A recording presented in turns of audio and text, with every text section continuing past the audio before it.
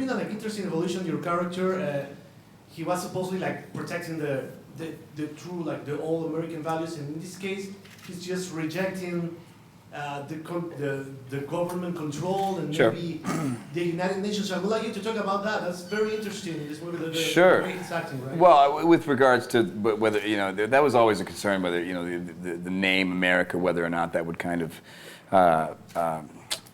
polarize certain audiences. But the truth is, the name America, I mean, what he stands for is something that's ubiquitous across the world. What, you know, what he believes in, you know, honor and morality and values, that's something you can find anywhere. But in terms of who he's been throughout the arc of his character, you know, he's always kind of fought for the greater good. He's always kind of put the needs of the masses before his own desire, and that's exactly what's different in this film. Instead of kind of whoops, that you know, let's put that in my lap for a second.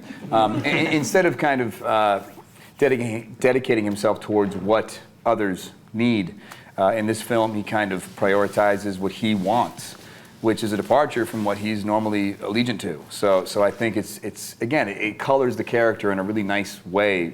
You know, you have a guy who's this incredibly austere and moral character. It's hard trying to find ways to make him layered and dynamic, and I think in this movie he becomes potentially selfish, where he kind of puts his own desires first, but it's rooted in family, which is, I think, is a through line that we can all relate to.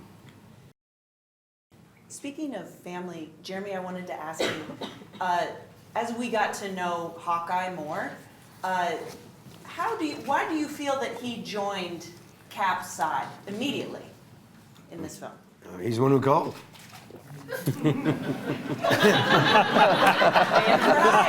I mean, I didn't write it. Talk to these guys. They wrote it. No, I think probably retirement's quite boring. You know, and then go help a friend. It's not, and the moral compass is not far cry from Cap's sort of thinking as well. Anyway, at least that's how I see Hawkeye to be.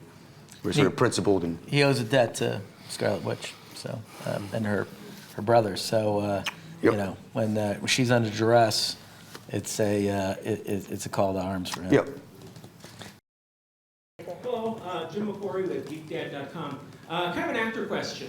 Actors always fill in the gaps in the backstory in their head of stuff that informs the character that isn't in the script and that we never see.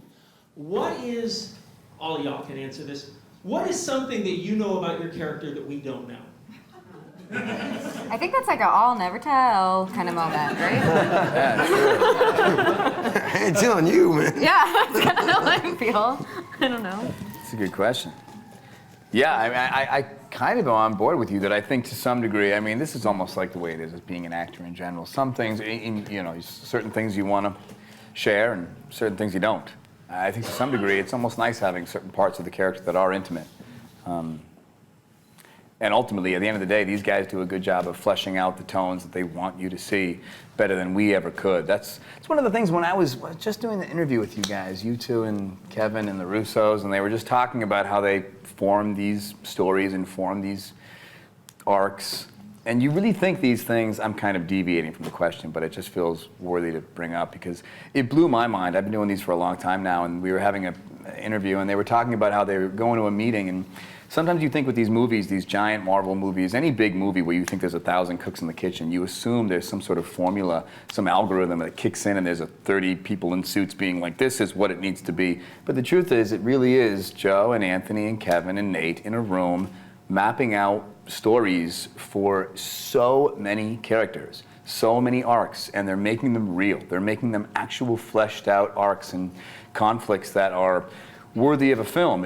All the explosions in the world aren't going to make you care, and it's nuts to think that it really comes from a few people's brains. And again, this is not exactly the answer to the question, but I think it was worth bringing up because it blew my mind. Because I've been doing this for a while, and it was nuts to kind of realize it really does start from just a few people.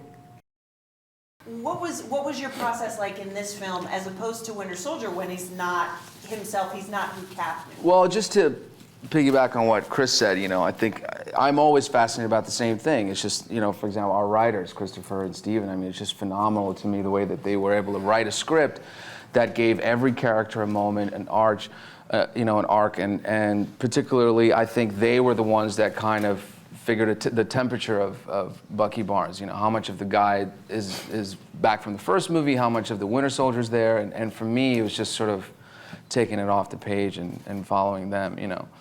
But a lot of that I think is determined in the writing and then also in the decisions that these guys make. And the fun part for me is I never know, where they're going to take it. So